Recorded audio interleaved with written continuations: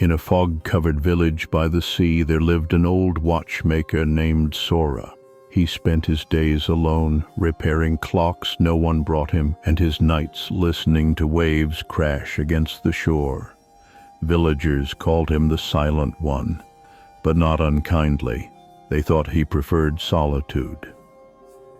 What they didn't know was that Sora once had a family, a wife, a daughter, a life full of laughter. But time, like tide, had taken it all. One evening, a boy named Kaito wandered into his shop, lost and shivering from the cold. "Are you closed?" he asked. Sora looked up and nodded, but something in the boy's eyes made him hesitate. "Come in," he said softly. The boy stepped inside, glancing around the room filled with ticking, whispering clocks. "Why do you keep fixing them?" he asked. Sora replied, "Because time doesn't stop for anyone, but sometimes it waits just long enough for someone to catch up." And Kaito returned the next day and the one after. He didn't speak much, and neither did Sora, but their quiet moments felt like conversations. Together they cleaned gears, wound springs, and listened to the soft rhythm of time moving forward.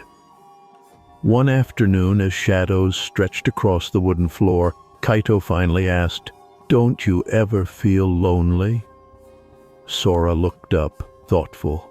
"Silence isn't loneliness. It's where truth learns to breathe."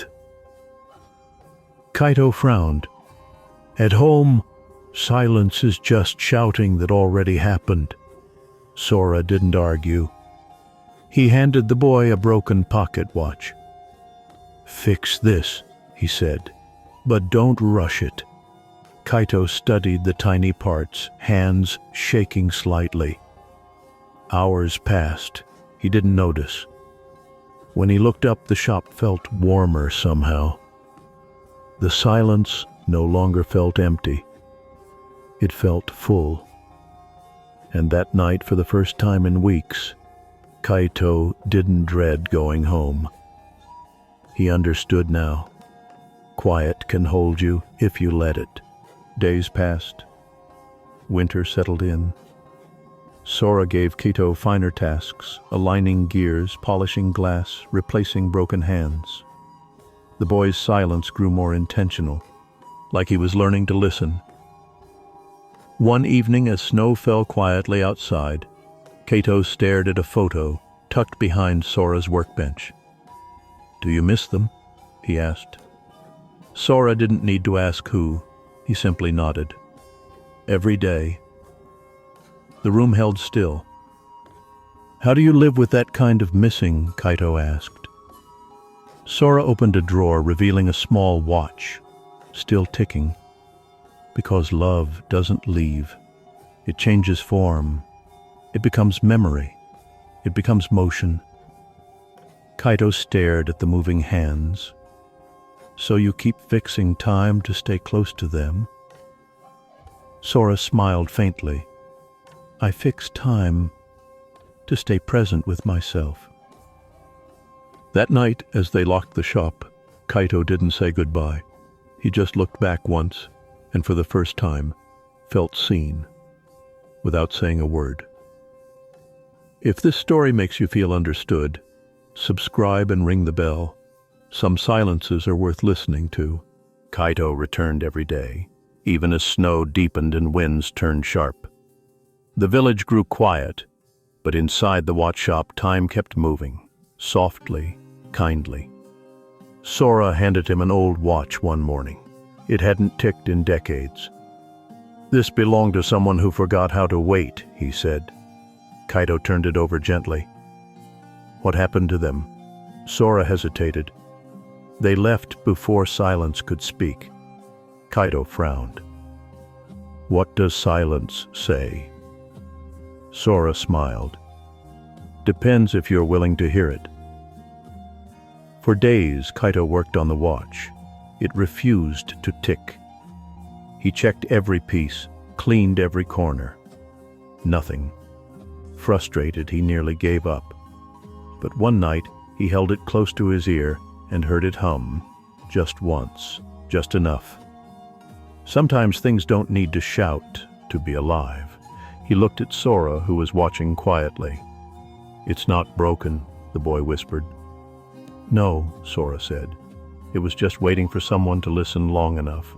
Spring came slow. Snow melted into soft rivers. The village woke gently. But Kaito never missed a morning at the shop. It wasn't just routine. It had become a rhythm. A safe place where silence wasn't empty. One day he brought in a broken watch of his own. "It hasn't worked in years," he said. Sora opened it with care. "Why keep it?" Kaito looked down. It was a gift from someone who left. Sora didn't ask more.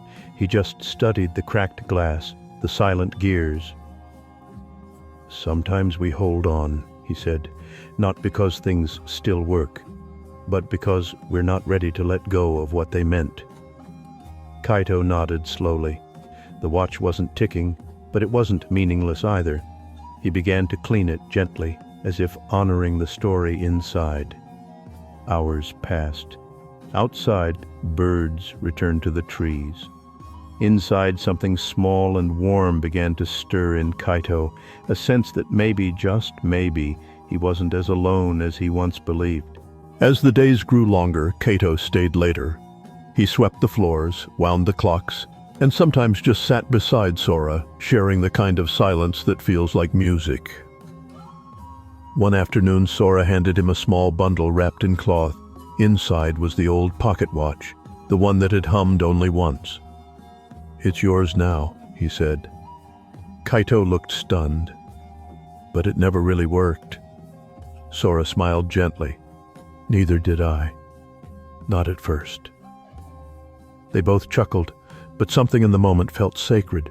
The gift wasn't about the watch. It was about being seen, being trusted. That night, Kaito climbed the hill above the village. He opened the watch, held it close, and whispered, "Thank you." The wind carried his words down to the sea. He didn't feel the cold. He didn't feel the need to speak. For the first time, the quiet around him matched the peace within. And he realized maybe being alone isn't about who's with you. It's about how deeply you're with yourself. Seasons changed again. The traveler's hands no longer gripped the stone, but his heart still trembled with old pain. One quiet evening, he returned to the monastery's courtyard. Jinan was there, sweeping leaves in slow circles. The traveler sat beside him, silence stretching between them like a soft cloth. After a while, Jinan stopped, looked at him, and simply handed him a small wooden box. The traveler opened it carefully. Inside was a piece of carved wood, smooth, worn, and shaped like a leaf. No words followed. The traveler held it close and understood. Forgiveness wasn't forgetting the stone or the wound. It was carrying them differently. Lighter. Freer. The box wasn't just a gift. It was a promise. A silent vow that what once weighed down could become the wind beneath his wings. He closed the box gently and breathed out, feeling a peace deeper than any word could hold. Years passed. Kaito grew taller, wiser, quieter. The shop remained, but its rhythm felt different. He no longer came to escape the world, he came to meet himself. Sora's hands had grown slower, but his presence never dimmed. One rainy afternoon, Sora placed a key in Kaito's hand. "It's yours now." No ceremony, no speeches, just trust. That night, Sora locked the door for the last time and walked into the fog. The next morning, Kaito opened the shop alone. The clocks still ticked. The silence still held him, but he no longer feared it. People came, left, returned again. He welcomed them not with answers, but with stillness.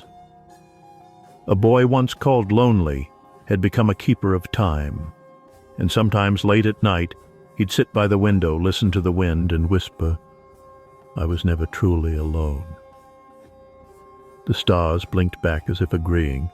And now ask yourself, are you really alone, or just waiting for your silence to speak?